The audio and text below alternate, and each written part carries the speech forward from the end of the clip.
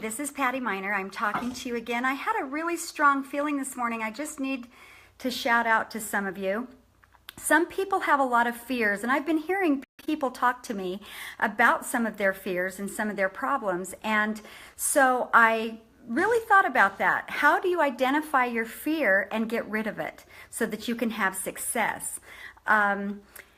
Generally, it starts back when you're children. When we are tiny 2-year-old, 3-year-old, 4-year-olds, those are the times that are very influential in our lives. And many of our fears are set up by then. So, you know, as parents and grandparents, that's a lot of pressure that we need to be really kind to our 2-year-olds, 3-year-olds, 4-year-olds. Treat them with complete respect. Talk to them as if they're amazing and wonderful and positive, and don't talk about them in front of them. You know, it's important that we treat them like the most important, respectful human beings that we can. Let me give you an example. I had a voice student who couldn't sing. Actually, let me back up a little bit. I had an ego where people used to have to audition to me to be their voice teacher, like as if I was really cool, right?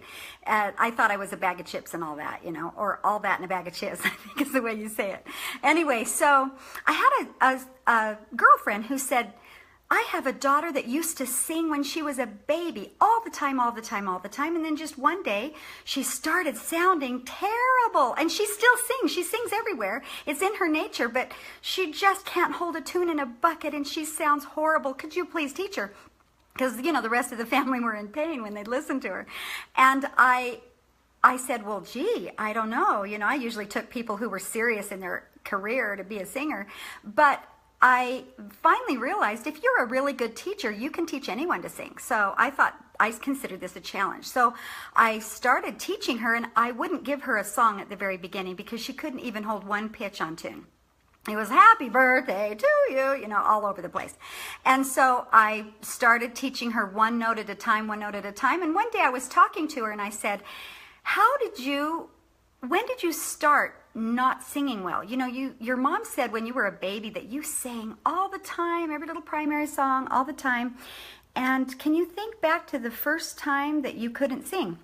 She said she was in kindergarten, and the teacher, when they were warming up for the national anthem, and mind you, it's a very high song, the teacher told her she couldn't sing. Please don't sing. You don't sound good. Well, you're not warmed up in the morning. Nobody sounds good, you know, but don't put a label on a child for that.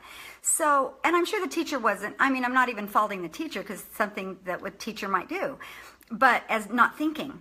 But then kids around her started mirroring what the teacher had said. You can't sing, you can't sing. Well, her subconsciously, she forgot to even listen to the notes. She wouldn't even listen to notes anymore. She thought, you know, they're not important to me because I can't sing, I can't sing, I can't sing. She kept thinking that in her head.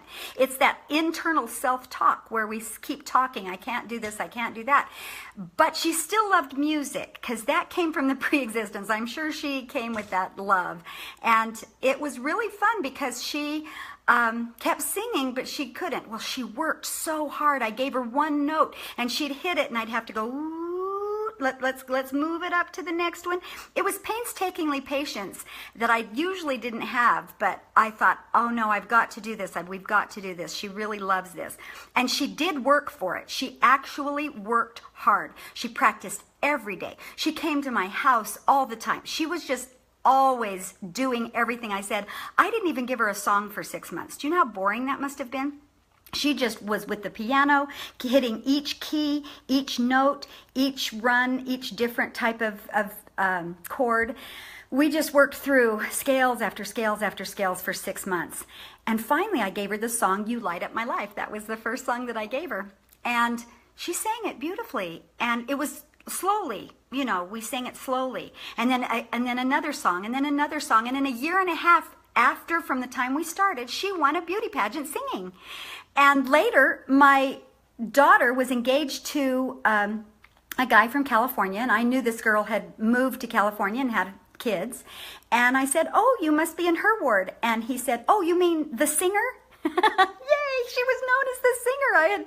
I was so excited because she sings for every wedding, for funerals. She sings at churches. I mean, she's a singer. She's known as the singer. And she sings all the time, and she has a beautiful voice now, and it just thrills me to no end. But that moment of her life in kindergarten, when somebody told her as a child that you can't sing. So as a child, she thought she couldn't sing. If you can identify, when was the first time you had a fear? What's holding you back? What is a thing that's holding you back? Like when I was a child, I had a fear of rejection. I didn't even realize I had a fear of rejection until we were at a positive thinking class. This is in the 80s. I loved positive thinking classes, and I was a positive thinking speaker and on a circuit like tour, Anyway, I thought, I went to this positive thinking class and they were digging deeper and digging deeper and digging deeper into your life, into your soul. And all of a sudden I had this epiphany. I started crying. It was this big rejection. As a 3-year-old, I was left with my aunt and uncle.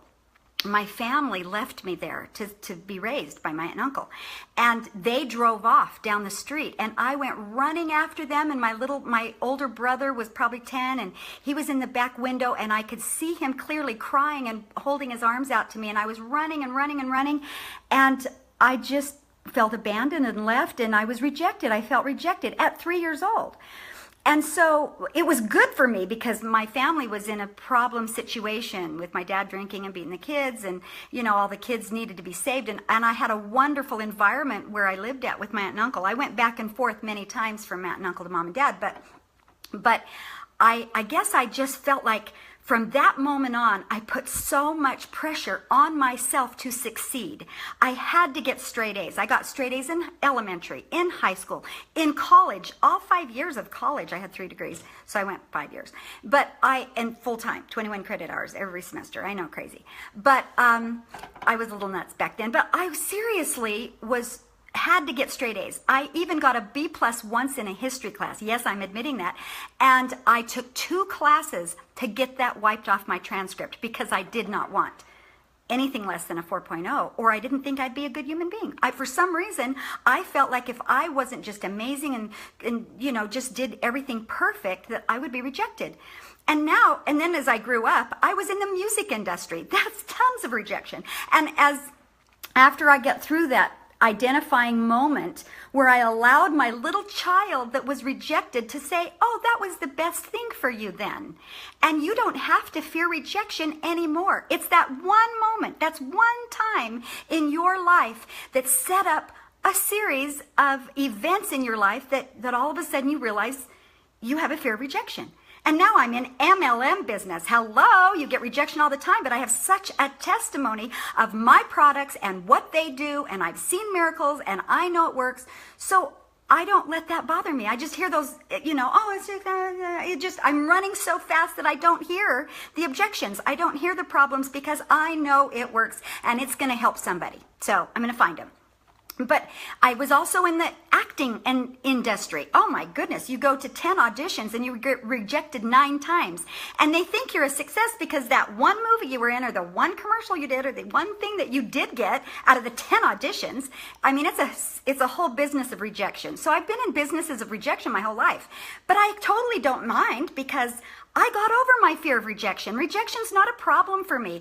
I just am who I am, and you have to realize that you are who you are. We are celestial, amazing beings, children of God. You can do anything. You just have to get over the things of this life of people saying things or whatever, and your perceptions of that when you were 3 or 2 or 5. What perception did you have that created the fear that stops you from succeeding?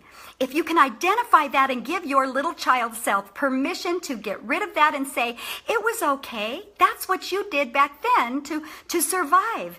But you know what? It's okay. It's okay whatever now. So let's get past it and succeed.